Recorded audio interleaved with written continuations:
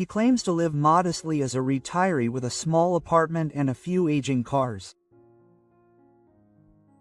But behind the darkened columns of vehicles, beyond the steel gates and private train tracks, lies a reality that few dare to discuss until now. In 2025, Vladimir Putin not only rules Russia. He lives like a spiritual emperor, shrouded in mystery and surrounded by unimaginable luxury. Private palaces stretching across entire mountain ranges, billion-dollar yachts, underground ice rinks, and villas that disappear from satellite images. Some say he's the richest man in the world, yet not a single dollar is listed in his name. So how is it possible for a man who owns nothing to have everything?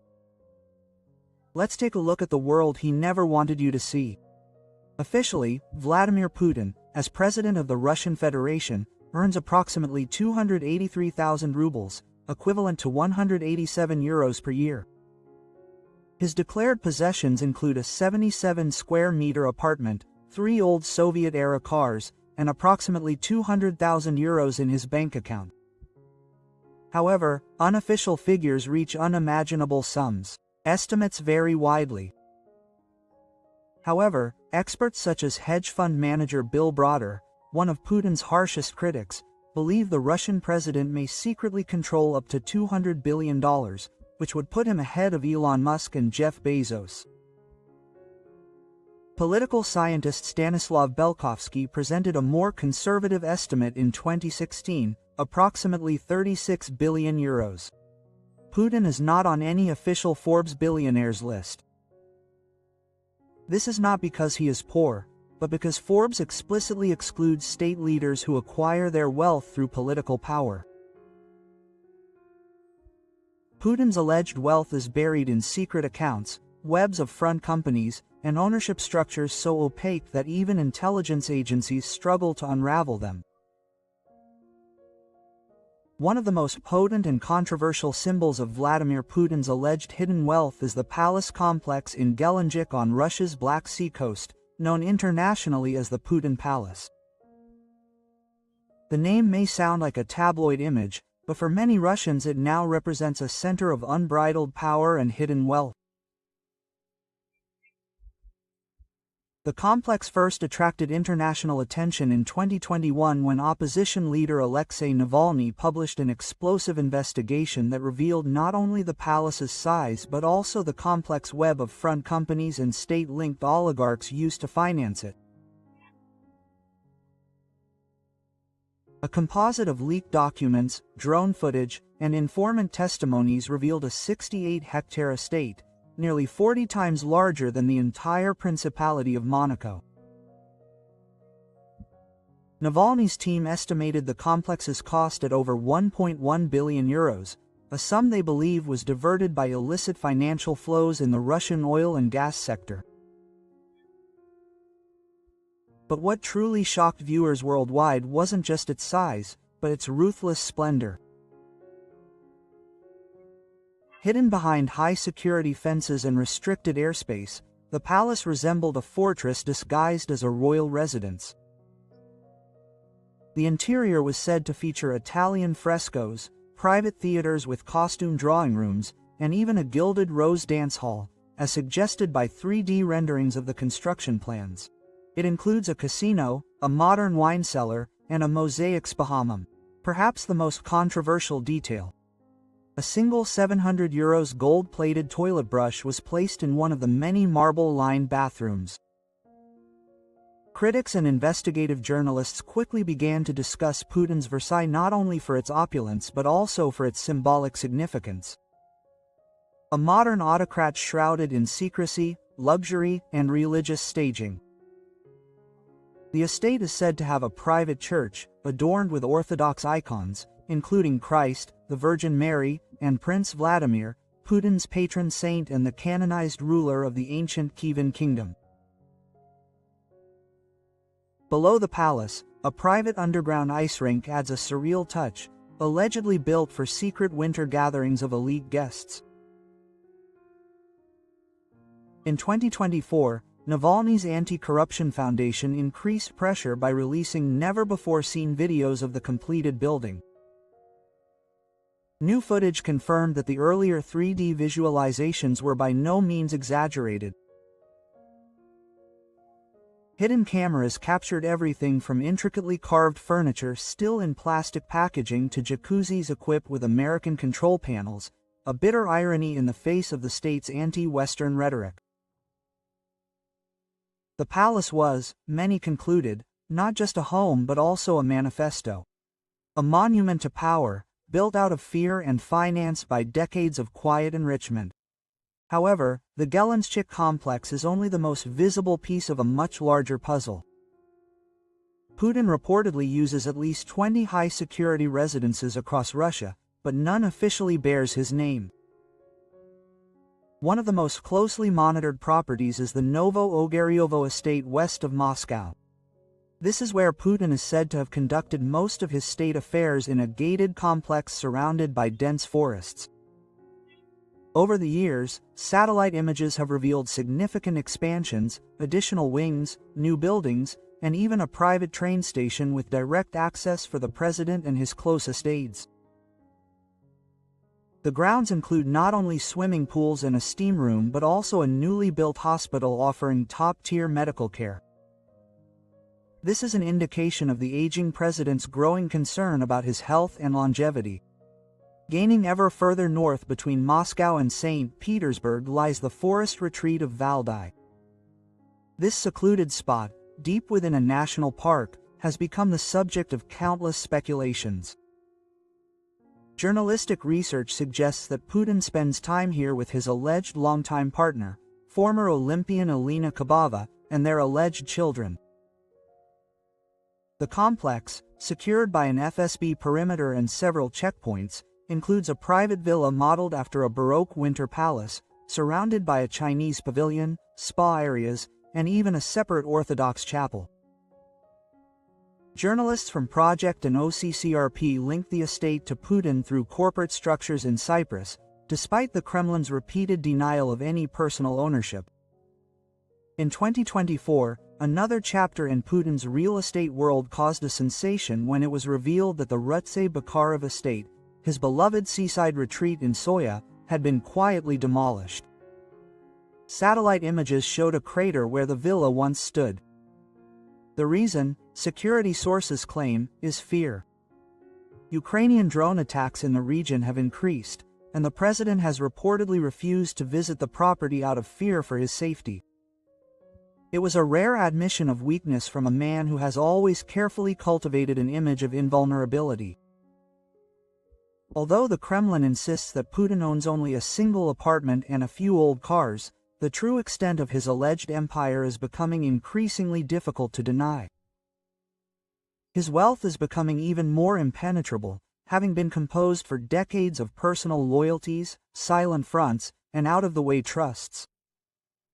A villa in France could officially belong to a close friend, a yacht sailing under the company flag. A manor house could be gifted to his son-in-law. He only hopes they will be quietly taken away after a divorce. For someone who insists on embodying modesty, Vladimir Putin's private transportation tells a completely different story, one based on the secrecy of staged operations and absolute control. The Russian president, seemingly obsessed with the fear of being spied on or assassinated, has built a sophisticated, highly secure mobility network that combines Cold War caution with 20th-century opulence. Putin doesn't just fly, he flies in an environment that resembles more of a palace than a cockpit.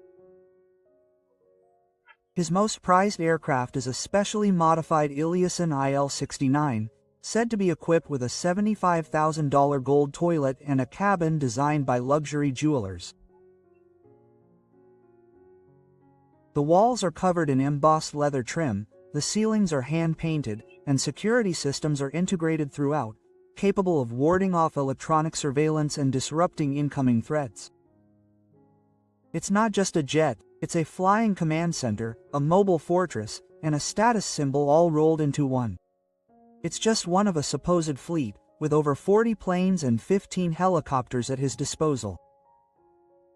While the Kremlin claims these aircraft belong to the state, critics argue they exist solely for Putin's benefit, and few others have access to them. Even more interesting, and perhaps more bewildering, is Putin's preferred form of travel in Russia. A heavily armored, top-secret train zips through the country like a regular passenger train, but with the security of a nuclear bunker. According to whistleblower and former security official Gleb Karakolov, this train was developed because Putin's fear of assassination has increased, especially since the war in Ukraine intensified international hostilities. To the uninformed observer, the train appears indistinguishable. However, beneath its unassuming exterior lies a technological masterpiece of security: reinforced steel panels, bulletproof glass, and entire carriages dedicated to encrypted communications and emergency evacuation protocols. Satellite analysis has revealed that Putin has commissioned private train stations near his main residences so he can travel unsupervised by air traffic.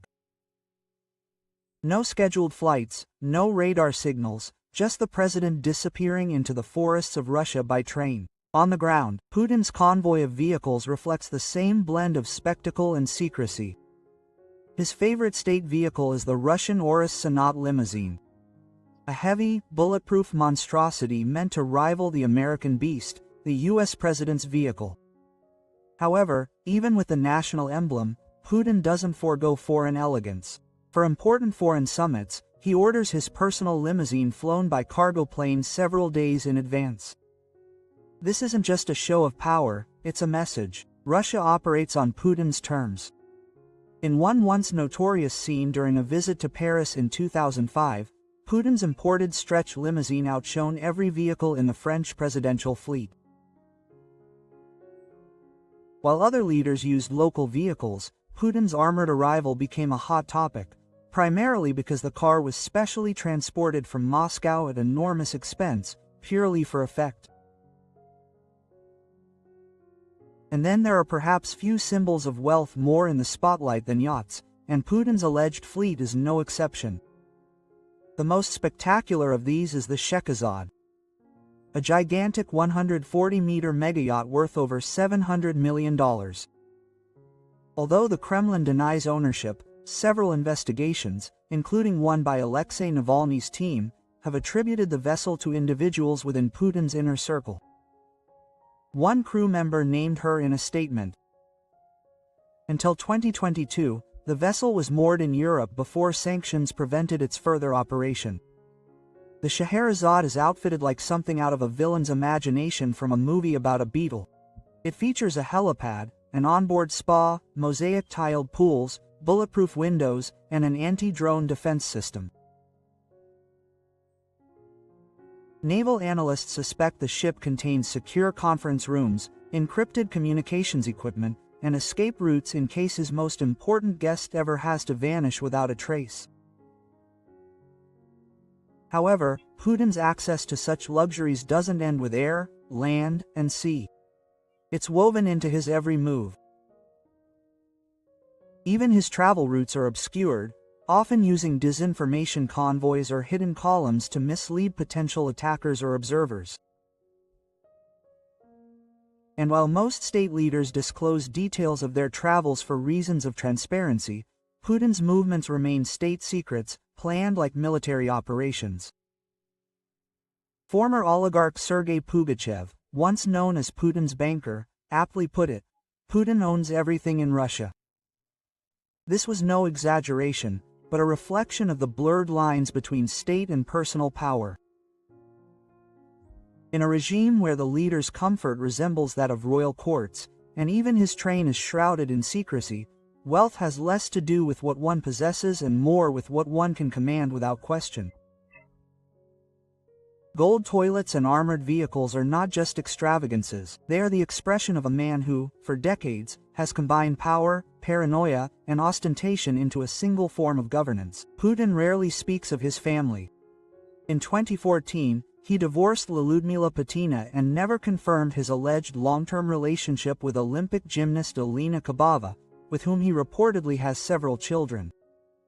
Research conducted by the project and OCCRP indicates that Putin secretly built the village of Karskoye near his residence in Novo Ogaryovo. Through offshore companies registered in Cyprus and Panama, He allegedly distributed villas to Maria Vorazova, his eldest daughter, and her Dutch partner, to Ekaterina Tikhonova, his younger daughter, and her now-divorced husband, Kirill Shamal, a businessman who received a property worth millions for their wedding, only to have it confiscated after the divorce. The total value of these gifts amounted to 10,000 euros in real estate transferred through companies like Barrels and Poles. Even Putin's ex-wife allegedly received a luxury villa in a French-style building just 9 minutes from his daughter's villa. As the project concluded, Putin's fortune is not in his name. It is in the names of those he controls. In public, Vladimir Putin has always projected an image of a modest, disciplined servant of the state. In one famous comment from 2008, he joked, "I am the richest man. Not in money, but in the emotions I accumulate," and with typical calm, he dismissed questions about his wealth. This quote was widely cited in Russian state media as a sign of humility, even an almost spiritual depth. However, in contrast to his public persona, Putin is said to lead a life more reminiscent of a monarchy than a civil servant.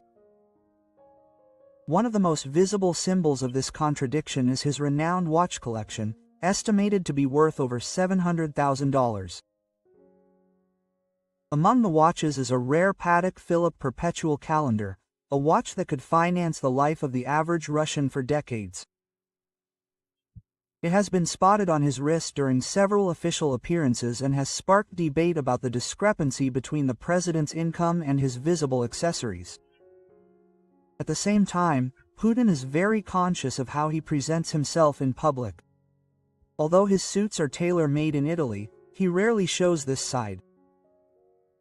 Instead, he more often appears in rugged military-style parkas, fishing vests, or fur coats. Not to impress, but to reinforce a carefully constructed image. A strong man, a man of nature, a shirtless rider in the Siberian wilderness. Even his meals reflect a life that is both sophisticated and marked by distrust. Putin reportedly refuses food not prepared under his direct supervision. According to sources and leaks, his food comes exclusively from farms affiliated with the Orthodox Church, strictly controlled farms where every crop is inspected and every animal is raised to the highest safety standards. His chefs, trained in both Russian and international cuisine, accompany him on every trip, including abroad. Although this has never been officially confirmed, it is generally attributed to his deep fear of being poisoned. A fear that likely stems from both his KGB past and the Kremlin's long history of poison. Putin's day is also completely structured around control, both over his body and his surroundings. Unlike many heads of state, who begin their day at dawn, Putin supposedly rises late and begins the day with a 2-hour solitary swim. During this ritual, sources claim, he reflects on the most important issues. This is followed by intense physical training, which includes weightlifting or hockey practice. He rarely uses cell phones or browses the internet, viewing them as tools for foreign surveillance. Instead, he prefers landlines and receives printed notes in leather folders prepared by the FSB and his inner circle. His assistants are instructed to whisper during meetings to avoid distractions, and no one dares to break his silence unless absolutely necessary. Perhaps the most devastating exposé of Putin's self-presentation comes from a 2012 report published by Boris Nemtsov, the later assassinated opposition leader and former deputy prime minister. The report, titled "The Life of a Gallant Slave," was a biting reference to Putin's own metaphor for his arduous years in power and lifted the veil from the Kremlin chief's supposed modesty. According to Nemtsov's analysis, the Russian state spent approximately $2.5 billion annually just to finance the president's lifestyle. This included the upkeep of his numerous residences, his extensive transportation fleet, his personal staff, his security forces, and the maintenance of his vast wardrobe, jewelry, and culinary infrastructure. The Germans described Putin's lifestyle as luxurious compared to monarchs on the Arabian Peninsula and accused him of living in imperial decadence while millions of Russians lived in poverty. However, the timing of the report was not only controversial, but also its content. It was published at a time when protests against Putin's return to the presidency were growing in Russia and sparked waves of censorship and disinformation.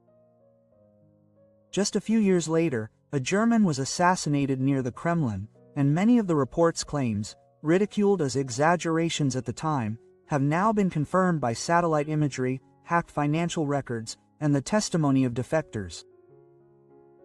In 2025, Putin would be 73 years old and shows no signs of stepping down.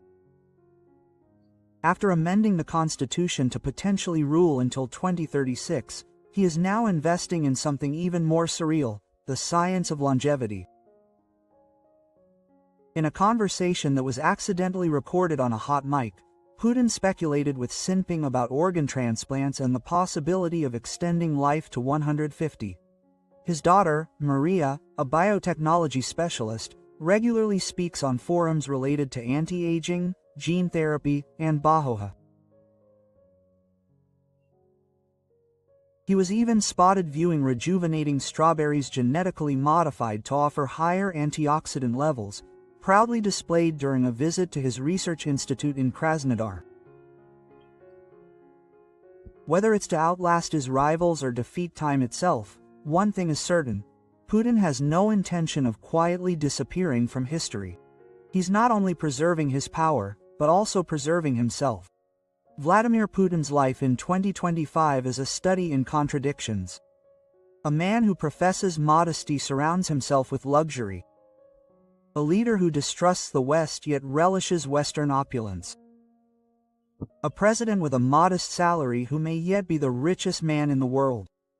What do you think?